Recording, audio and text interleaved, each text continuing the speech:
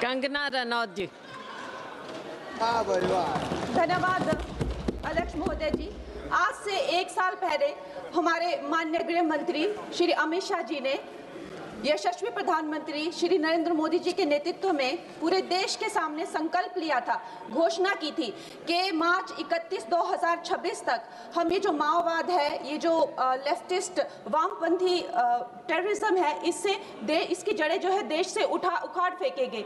और आज इस सभा के द्वारा, इसके माध्यम से मैं हमारे गृह मंत्री जी को, हमारी सरकार को बहुत बहुत शुभकामनाएं देती हूँ। ये संकल्प सिद्ध करने के लिए उनकी बहुत सराहना करती हूँ। अध्यक्ष महोदय, 1967 में ये छोटी सी चिंगारी माओवाद की उठी थी। उस वक्त अगर कांग्रेस सरकार चाहती तो इसको उसी वक्त दबा सकती थी, लेकिन उन्होंने क्या किया, उल्टा उन्होंने आदिवासी लोगों को जो है वो सौतेला ट्रीटमेंट दिया। उनके बीच में जो एक वैचारिक दूरियां थी उनको कभी भी उन्होंने खत्म नहीं किया।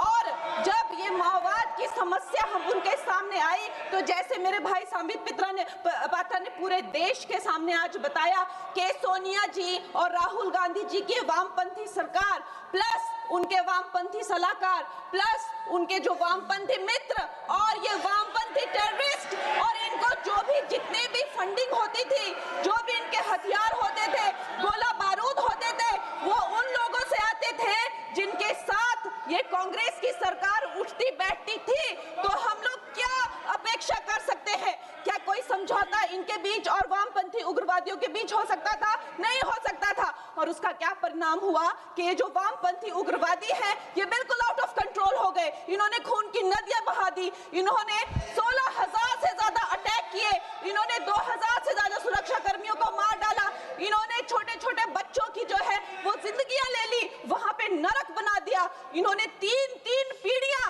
ये जो है नक्सलवाद की जो आग में है जो इन्होंने झोंक दी। और जब इसके अंधेरे में पूरी तरह से जो ये क्षेत्र है जो डूब गए, जिन छोटे छोटे बच्चों के हाथ में लैपटॉप और कलम होनी चाहिए थी उनके हाथों में इन्होंने बंदूकें दे दी। अध्यक्ष महोदय, इन्होंने जब पूरी तरह से उनका भविष्य खत्म कर दिया तो पूरी तरह से अंधकार में तो अपना हाथ झटक लिया। इनको रेड कॉरिडोर बोल के, नो गो जोन बोलकर जो है पूरे देश में बदनाम कर दिया। हम भी फिल्म इंडस्ट्री में हम सोचते थे कि इतने अच्छे जंगल हैं, वहां जाके कोई गांव की शूटिंग करते हैं, अच्छा कोई गाना बनाते हैं, लेकिन उस टाइम की जो व्यवस्था है वो क्या कहती थी, अरे ये जो आदिवासी लोग हैं ये बड़े ही उग्र होते हैं, ये देश के साथ नहीं रहना चाहते, वहां शूटिंग मत करिए। खुद की असफलता छुपाने के लिए इन्होंने पूरे देश से जो है आदिवासी समाज को इन्होंने आइसोलेट कर दिया। लेकिन हमारे प्रधानमंत्री श्री नरेंद्र मोदी जी कहते हैं कि रात चाहे कितनी भी लंबी हो वो रात ही है, सवेरा होना निश्चित है।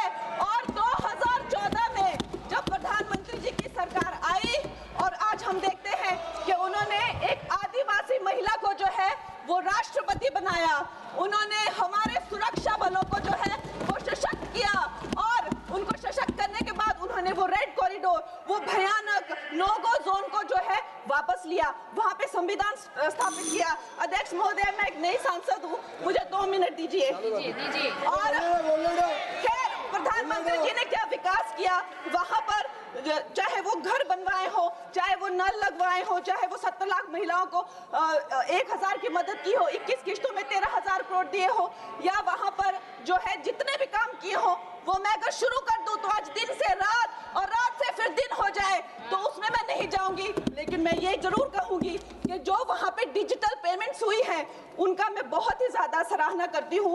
उससे जो नक्सलियों का जो वित्तीय नेटवर्क है वो टूटा है, जो वो वसूली का काम करते हैं वो टूटा है, जिससे वो खोखले हुए हैं। उसके साथ में सबसे सराहनीय काम जो किया है वो मैं कहूंगी विकास और विश्वास के साथ जो हमारी सरकार ने इसको जोड़ा है।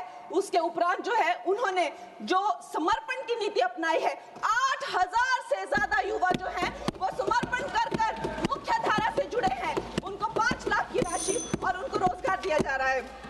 महोदय जी, मेरे पास कहने के लिए तो बहुत है लेकिन मुझे बहुत ही कम समय मिल रहा है। सदन के पास समय नहीं है। इस तरह की नीति हमने दोगो में भी अपनाई है और वहाँ भी बोडो में, आसाम में भी 10,000 से ज्यादा लोगों ने समर्पण महोदय जी, मैं यही कहना चाहूंगी कि गृह मंत्री जी ने और